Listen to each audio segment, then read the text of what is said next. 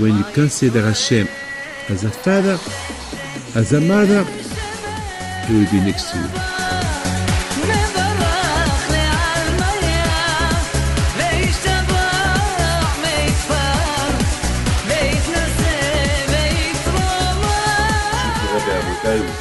With Hashem, I would like this morning to say a small Dvar Torah this morning about the parasha of this week, Shlach Lecha. You know, the parasha of this week talk about when the Jews were in the desert. Hashem prepared the Jews in the desert, give them the Torah, and from there they're supposed to go to Eretz Canaan, the land of Canaan, the land that Hashem promised to our parents, Abraham, Yitzhak, Yaakov, to give them. And then something happened. They started to talk bad languages.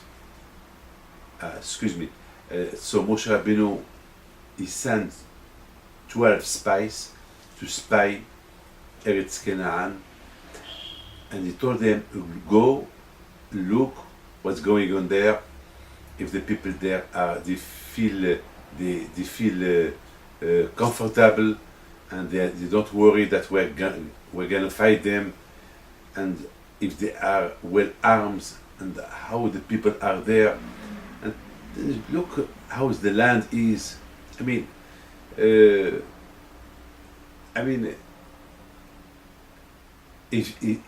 If there is their tzaddikim, so that with their zechut, with the merit, maybe we have problems to fight them.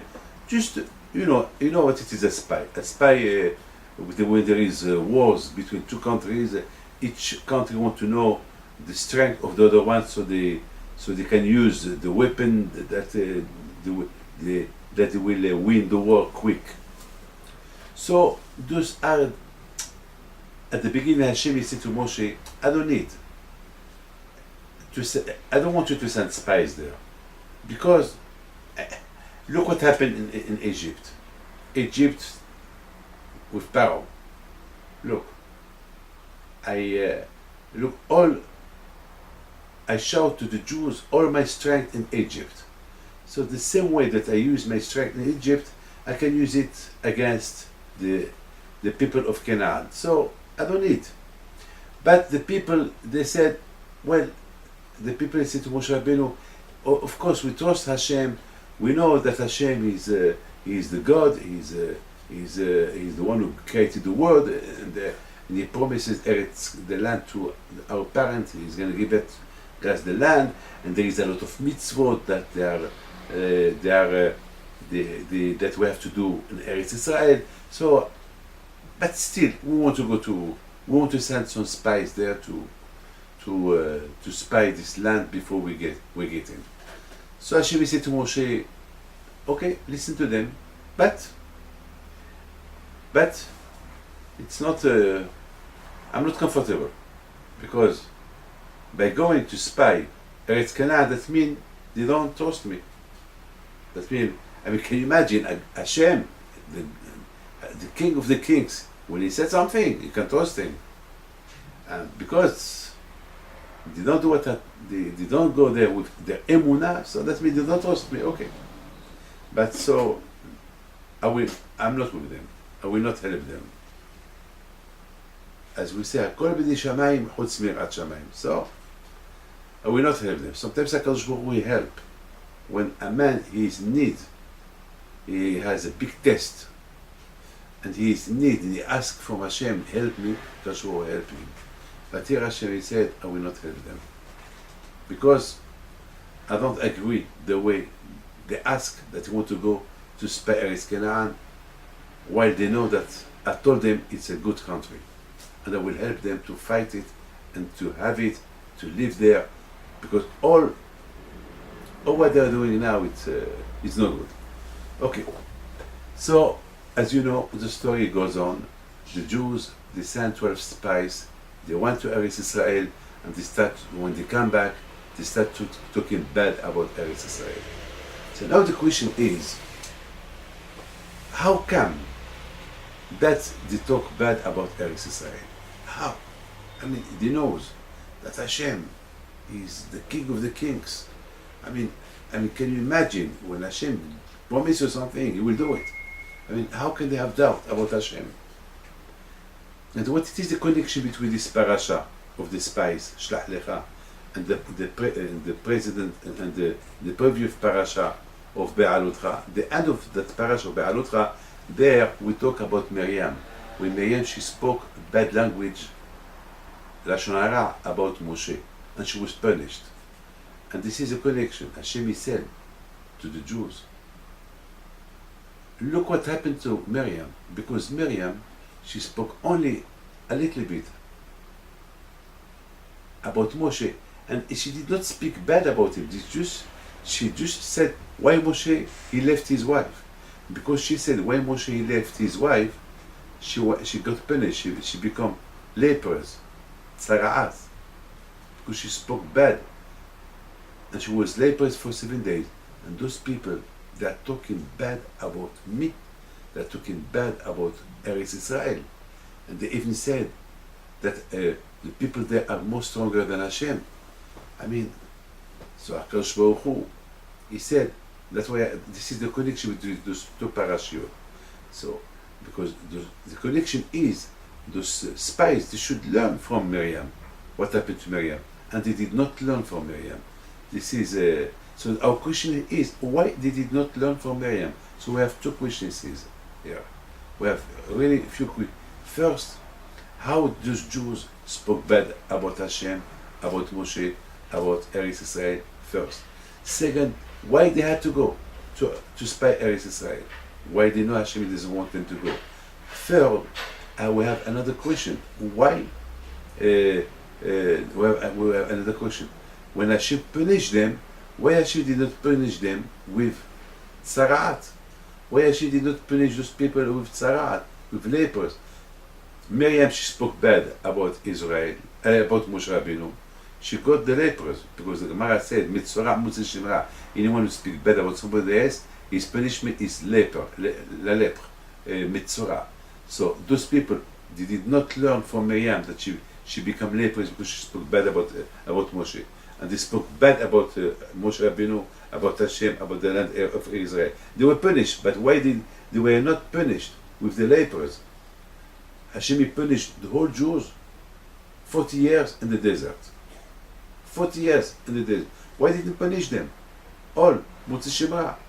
Mitakin Gid Bida, anyone who speaks bad, his punishment is lepers. Why they were not punished by lepers? This is some question that we have to ask. And the answer is sometimes a man, when he see that he has problems, he should think, why I have problems? We should not think that Hashem just give problems for no reason. There is no problems for no reason. Each problem that a man have, it's a reason. There is a reason. There is nothing for no reason. There is nothing for no reason. I was in Antwerp this week, and I was shocked when a lady told me that her baby fed 5 stores. 1-year-old, 2-year-old baby. And unfortunately, the baby died. And she was crying. She told me, I accept. She's a religious woman. I accept what happened. But why? Help me, Rabbi David. Tell me, why that happened? So we started to talk. Of course, I have no answer for that. It's terrible, terrible. Somebody showed me a picture this week of a rabbi. He was praying with his tefillin in his talit, where a Nazi was shooting him during the Second World War. And I was shocked. I asked a question, why? I don't have no answer. I have no answer. But sometimes when we have problems, small problems, big problems, at least we should think why we have problems. Even me today, I have some problems as well. There's somebody who talk bad about me in newspapers. I don't know. And even me, I start to think why. All the good things I do, I have people's, why? I don't understand. Why this man, he knows, they told him that he knows the truth. No. He just want to, he want to hurt me. He want to hurt the Torah, he want to hurt the people who follow me, he want to hurt. Why? I don't know. But for me, boy Hishmon, I have to think what this happened to me. Why? I was at my age, 62 years old, I have to suffer. Why? Of course I accept. I prefer shame. I prefer that Hashem punish me that way, that something bad happened to me, or something bad happened to the Jews. I prefer. And I prefer to get the shame in this world, not up there. I prefer. But still, my question is, why? So I have to find out. So I do a cheshbon nefesh. I think maybe I did this, maybe I did not do this mitzvah, maybe I did this, because it's not possible that this man, he will hurt me for no reason. It's impossible that this man, he will hurt me for no reason. Newspapers, talk bad about me, while he knows it's not true. And we can prove him A plus B that he's lying, but what can we do? So I accept. What can I do? I accept. When Miriam, she became leprous, she thought at the beginning, she was right. When she was talking bad about Moshe, she had all reasons to talk bad about Moshe. Because she said to her brother, Aaron, why Moshe, our brother, he left his wife? For her, it's not she's not doing something bad. But Hashem, and so she couldn't think. So Hashem, he wanted to prove her that she's not right, because so Hashem punished her, and Hashem told her why he punished her. He told her Moshe left his wife because he cannot be with his wife, and he cannot be with me or his wife. So I told him to leave his wife. So Hashem, he said to Miriam, why don't ask Moshe? Ask direct Moshe, why you left your wife? Maybe he will give you an answer. But why you talk to Aaron? You have a question. Ask the question to the man about who you are talking. Why you have to talk about him to somebody else? This is that way Hashem. He was angry against Miriam. That's why he punished her. So the Meraglim, the spies who went to Israel, they should think. They said, "Oh, boy Heshbon, how could you talk bad about Eretz Israel? How could you talk bad about Hashem? Look what happened to Miriam. Miriam, only because she said few things that they are true, she was punished. And we will talk bad about Eretz Israel."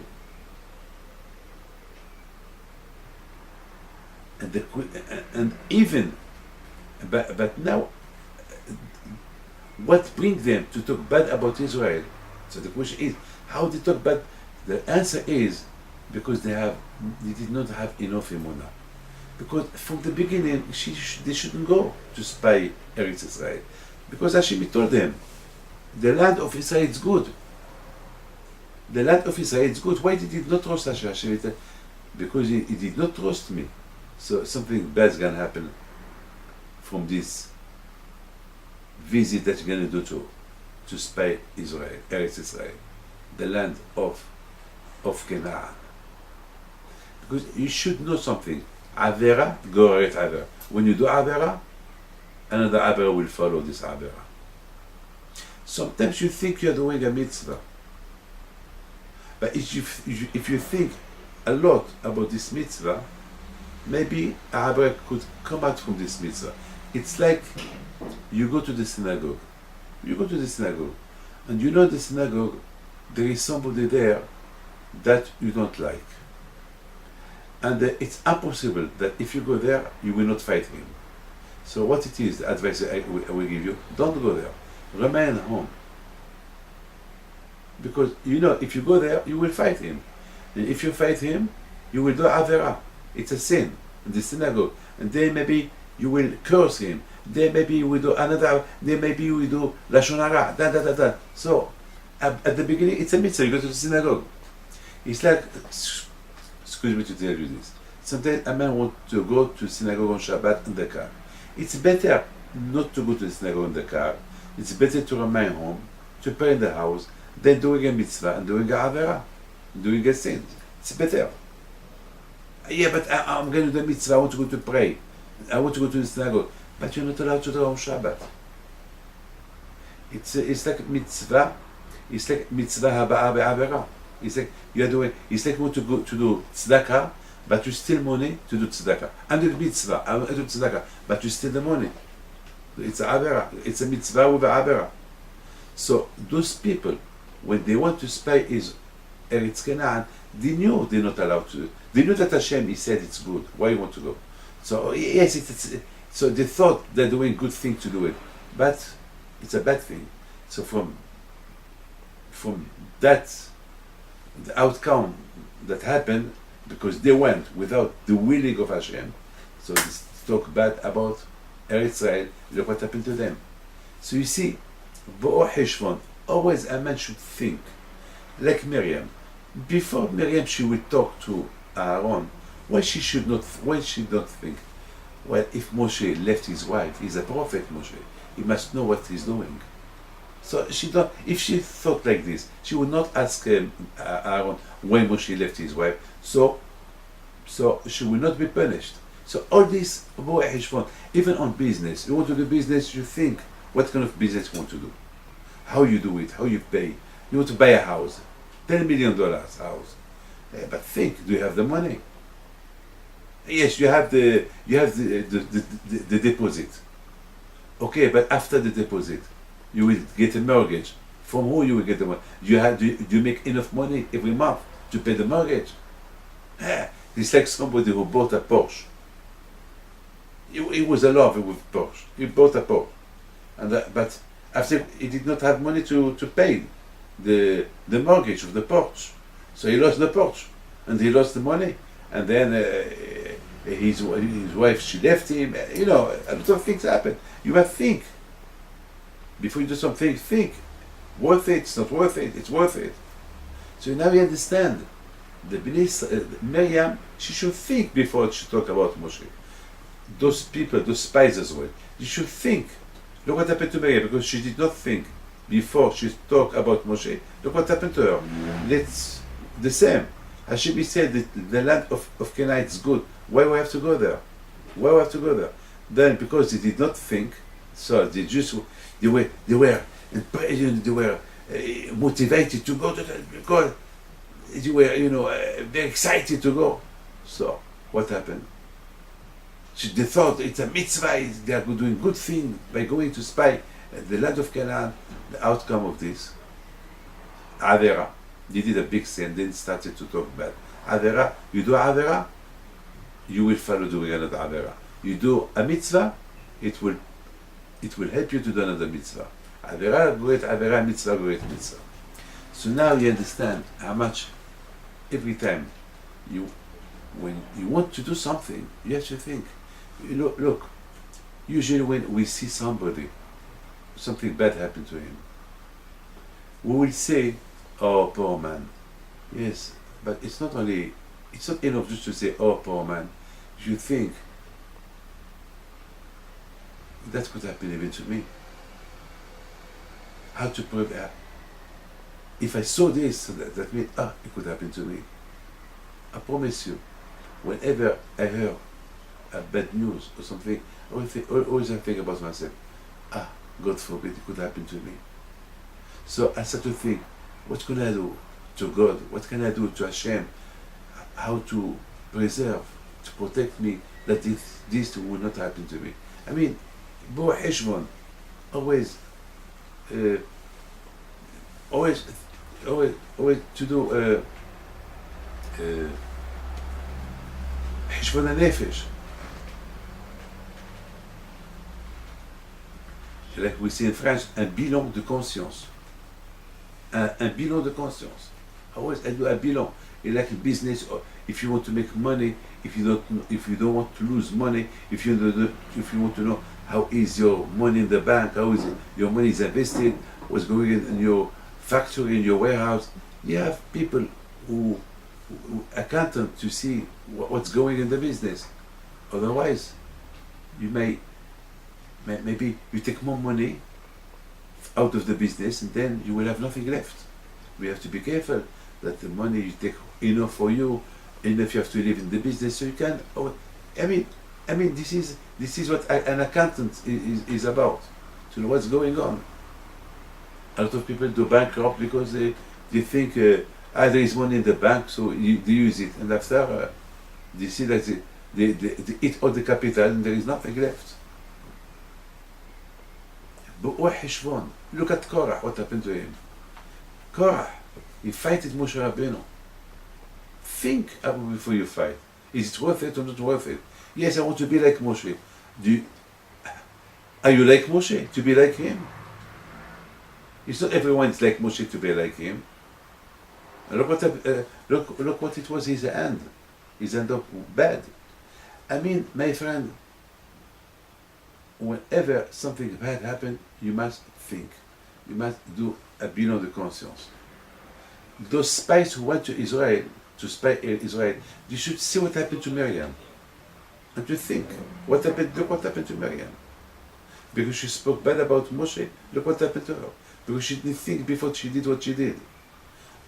So, that if they would think about what happened to Miriam, so they could maybe listen to Hashem, not to go to spy. But because they did not think about what happened to Miriam, look what they did, look at the outcome of that, and they were punished. So now we have a big question.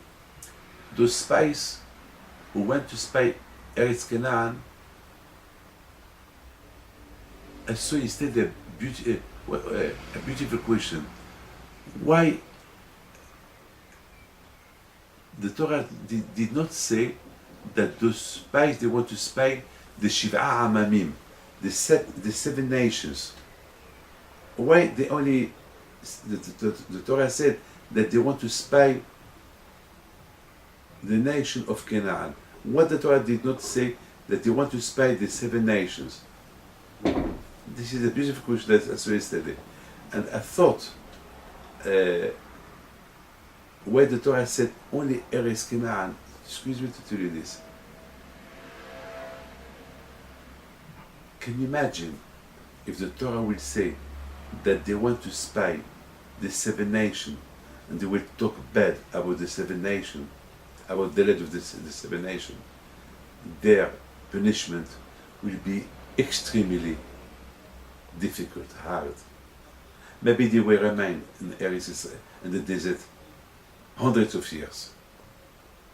So the Torah, Hashem is beautiful. Hashem is fantastic. Hashem said that they only spy Eretz Canaan. So they talk only bad about Eretz Canaan.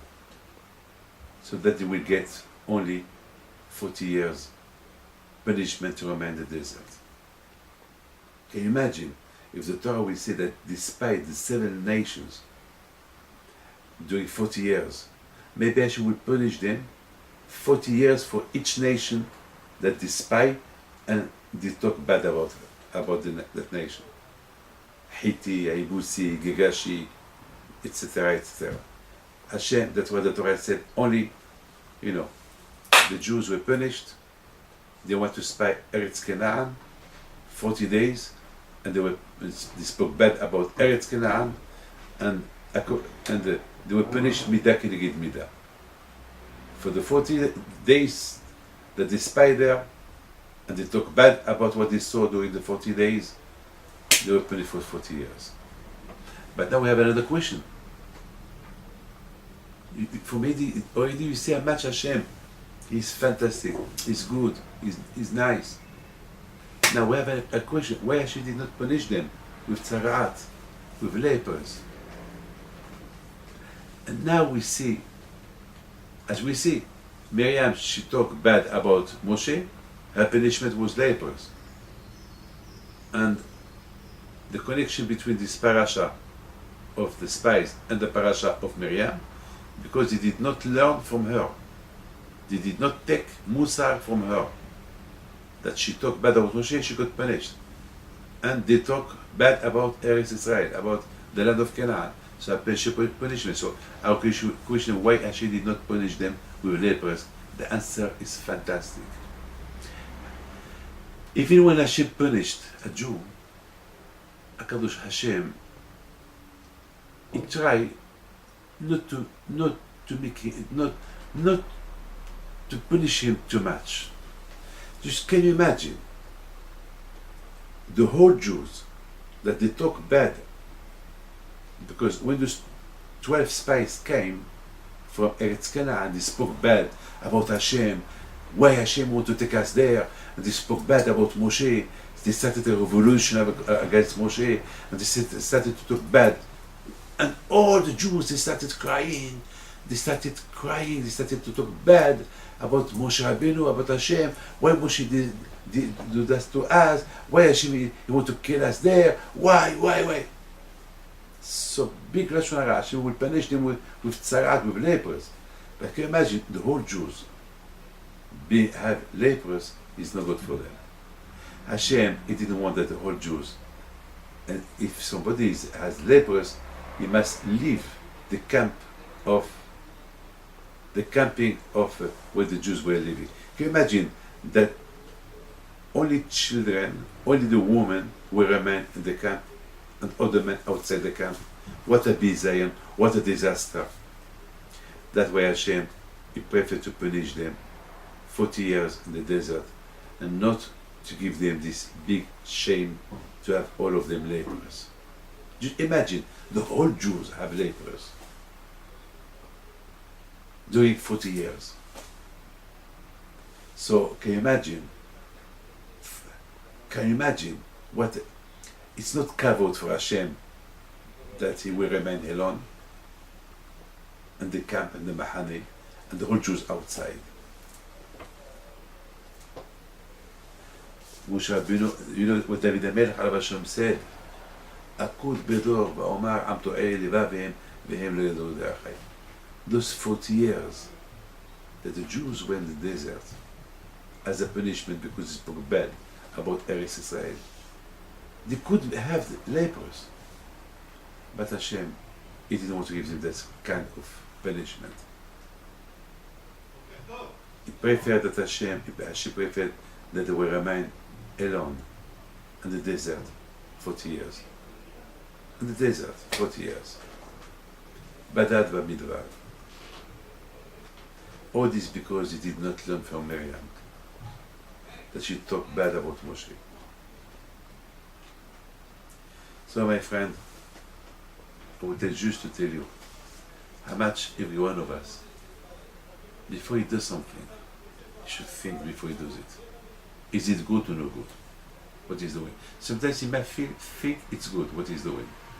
But what, you should think the outcome of what you think is good that you want to do. Maybe it's not good. Like somebody yesterday, he told me, I want to divorce my wife because this. And he said, I think this is the best. I took the best resolution. I told him, because she cursed you.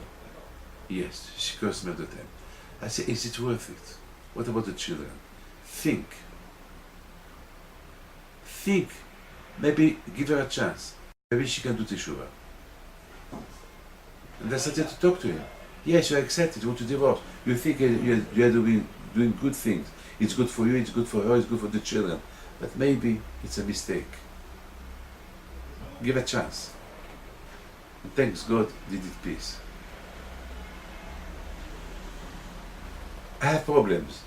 I never had in my life problems like now. And I don't know why. But it must be a reason. Maybe I did a sin. Maybe something. I'm thinking. I try to correct myself. I did not do a sin to a man, but maybe I did a sin.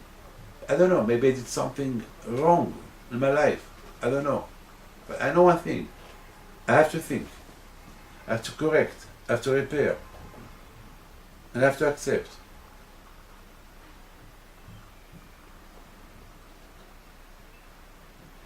بقوا حشبون رح شوف حشبونه شو العالم. And I would like just to finish with this. One day, the big rabbi of Ponevich,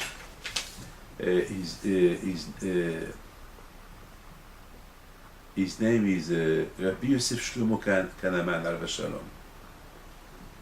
And one day, he went to the yeshiva. And he saw the students. And he told them, I want to ask you a question. So all the students started to listen. What kind of question? He told them, if every one of you, when he finish the Amida, he has a pasuk. Like me, my name is David. I have my pasuk.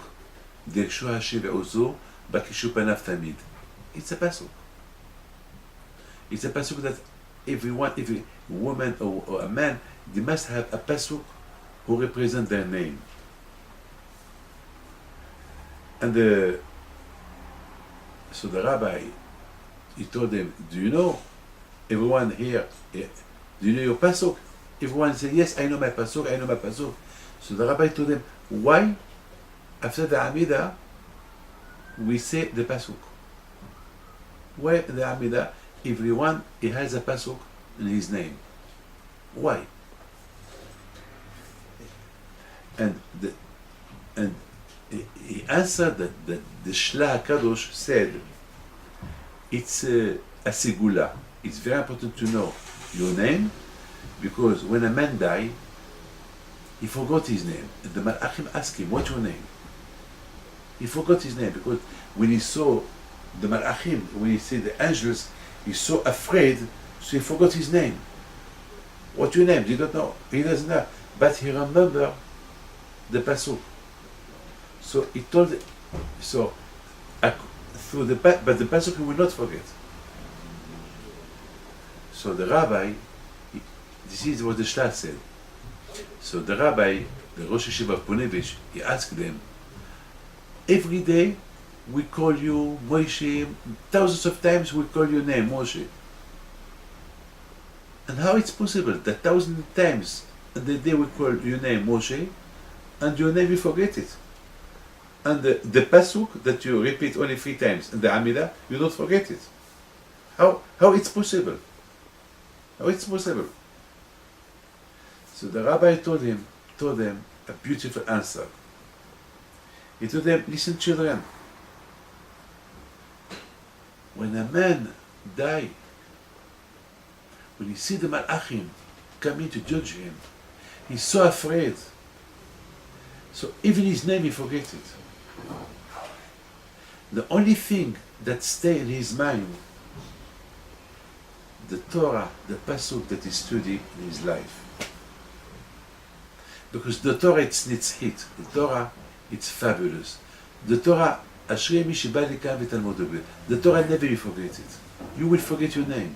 You will forget even your wife. You will forget that you have children. You will forget everything, but not the Torah. Because the Torah it's nitzchit.